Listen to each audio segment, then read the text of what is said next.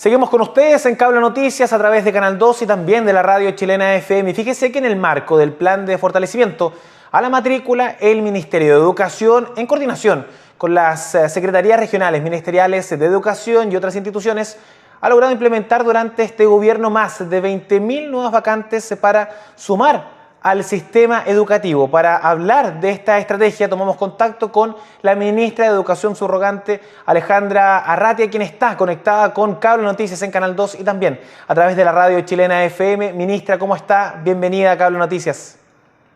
Muy buenas noches, bienvenido. Feliz de poder estar aquí con ustedes.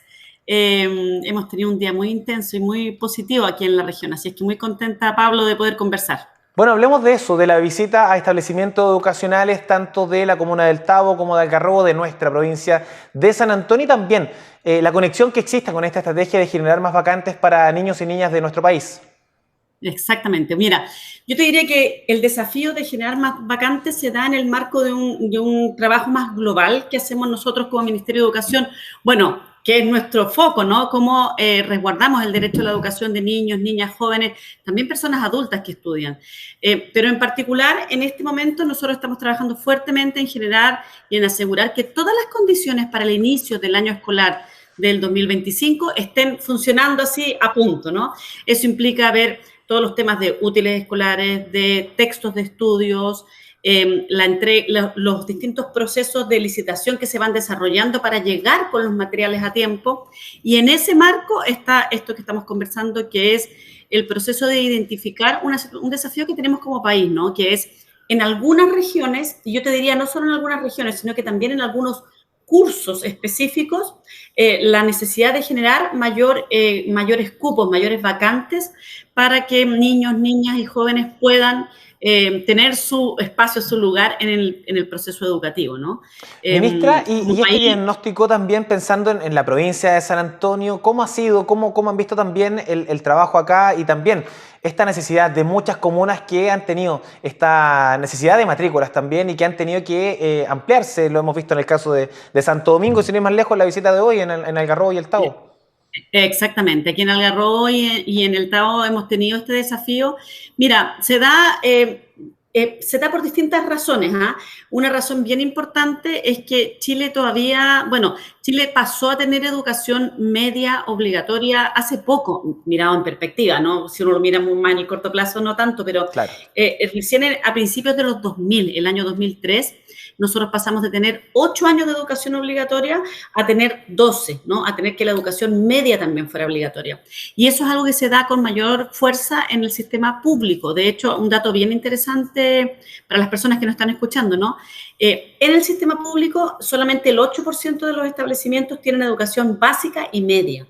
Tenemos un 81%, un 82% en realidad, porque es 81,6%, que es solo básica, y un 10% que es solo media. Entonces se nos produce ahí una especie como de atochamiento, podríamos decir como de cuello de botella en lenguaje más coloquial, ¿no?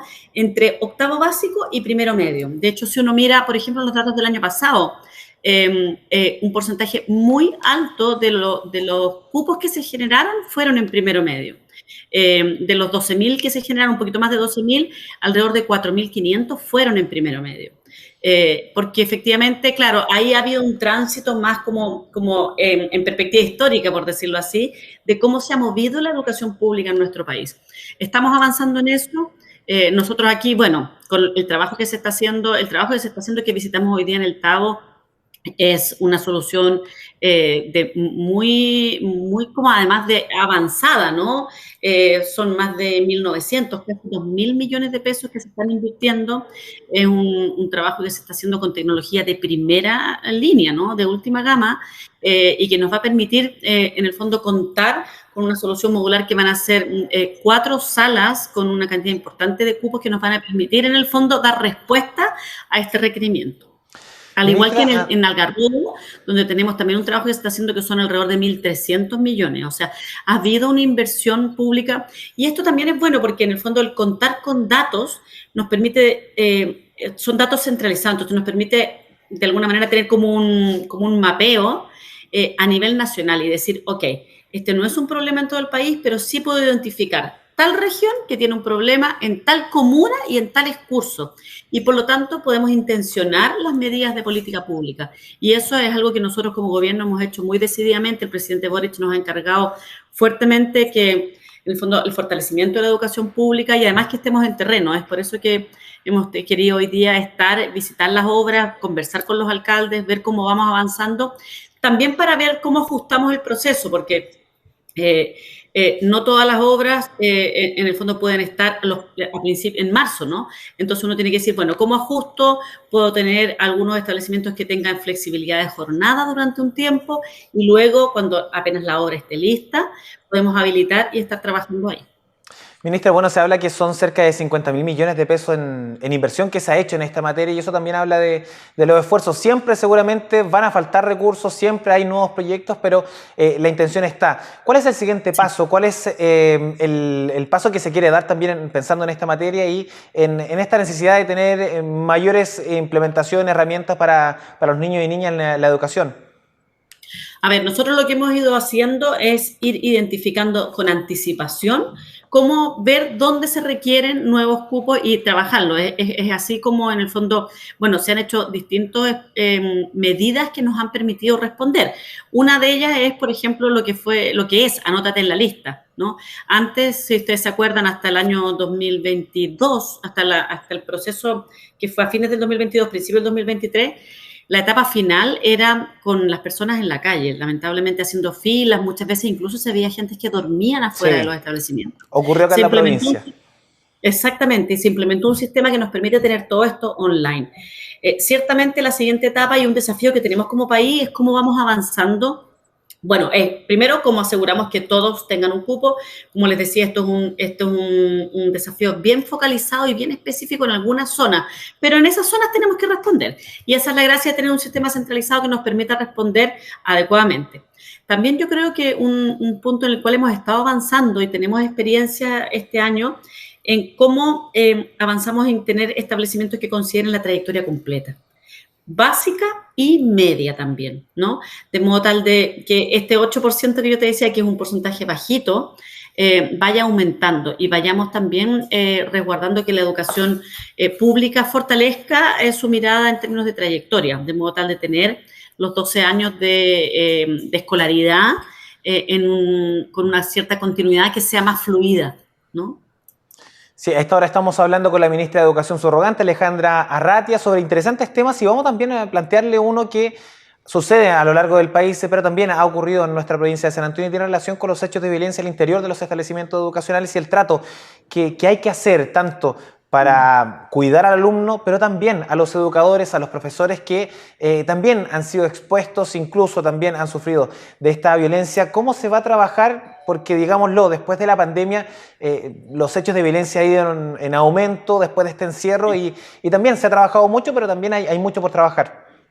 Sí, de todas maneras. A ver, yo creo que después de la pandemia, ciertamente este fue uno de los desafíos que se relevó. Es importante recordar que no es que antes no existiera, pero antes estaba un poco menos visible y la pandemia de alguna manera como que potenció algunos desafíos que el sistema educativo tenía desde antes. Además, también hay que considerar el impacto que tiene en el aprendizaje de las habilidades socioemocionales el estar en un tiempo largo de encierro, como fue en el contexto de la pandemia. Nosotros estamos abordando esto a través de distintas vías. En primer lugar, y de hecho es el primer eje de nuestro plan de reactivación educativa, todo lo que tiene que ver con convivencia, con salud mental, ¿no? Tenemos un trabajo importante con un proyecto que se llama A Convivir se Aprende, un poco también haciendo analogía a esto que estaba yo diciendo, ¿no? El impacto que tuvo la pandemia en este tipo de aprendizaje. La convivencia, el buen trato, las relaciones interpersonales también son un aprendizaje fundamental del contexto educativo, ¿no? En el fondo, hay algunos autores que hablan, que dicen que no nacemos como demócratas, sino que nos vamos haciendo demócratas a través de la vida y a través de los aprendizajes que vamos teniendo. Y en eso la escuela tiene un rol fundamental, en particular la educación pública. Entonces, tenemos este programa A Convivir se Aprende, tenemos un trabajo fuerte ahí de apoyo, de formación docente, ¿no? Tenemos también un trabajo en habilidades, en apoyo como de habilidades socioemocionales, tenemos un maletín de habilidades socioemocionales, en particular en la educación parvularia. Tenemos también, bueno, y ha sido algo que hemos abordado fuertemente en el contexto de los temas de violencia que tú nos decías, Pablo, ¿no? Tenemos un proyecto de ley que ha ido avanzando, yo diría que bien en el Congreso. Por cierto, quisiéramos que avance más rápido, siempre aquí hay una premura muy fuerte, ¿no? Desde el sistema educativo para poder mejorar la legislación respecto a cómo abordar los temas de violencia. El proyecto ya fue aprobado en la Cámara de Diputadas y Diputados y hasta ahora comenzó a discutirse en la Comisión de Educación del Senado, ahora yo te diría la tercera semana de enero. Y ahora vamos a comenzar su discusión más en particular en el Senado, que ya en el fondo esperando poder avanzar y tenerlo resuelto lo antes posible, porque es un proyecto que nos permite abordar de una forma un poco más como sistémica el desafío de los problemas de los temas de convivencia. También releva como la importancia de, en el fondo, el cuidado también de los equipos docentes, de los equipos de asistentes de la educación, que lamentablemente han tenido situaciones muy complejas en términos de violencia. O sea, lo que hemos visto ha sido muy, muy desafiante, y creo que también y yo tratamos desde el Ministerio de siempre relevar esto, también creo que nos muestra un desafío que tenemos como sociedad, porque a veces se piensa que la escuela es como un espacio como, de alguna manera, como impermeable a lo que es la sociedad.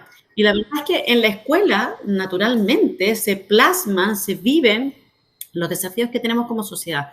Entonces, también creo que es importante como invitar a que todos somos parte del compromiso por construir ambientes de buen trato, ambientes de respeto, ambientes como constructivos, donde la diferencia sea algo que se valora, se respeta y no sea algo que se descalifica, ¿no? Y eso es algo que todos también podemos ayudar a ir enseñando y a ir modelando en la vida social, ¿no?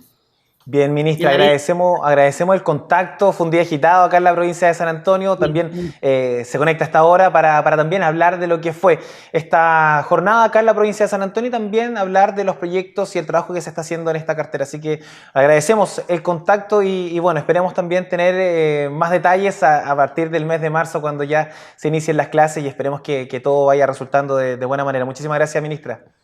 Muchísimas gracias a ustedes. Agradezco también el trabajo y el apoyo que han tenido los municipios aquí en la región, la Secretaría Regional Ministerial, todos los distintos actores, que también es fundamental. Este es un trabajo que hacemos entre todos y todas. Así que muchas gracias y seguimos en contacto. Muchísimas gracias. Alejandra Arratia, ministra de Educación subrogante de nuestro país, nos entregaba detalles de lo que ha sido esta visita en esta mañana a la provincia de San Antonio y también el trabajo que están desarrollando en esta cartera. Hablamos entonces de la ministra de Educación subrogante, Alejandra Arratia. Información y entrevista con la cual nos vamos a una breve pausa comercial y ya retornamos con ustedes.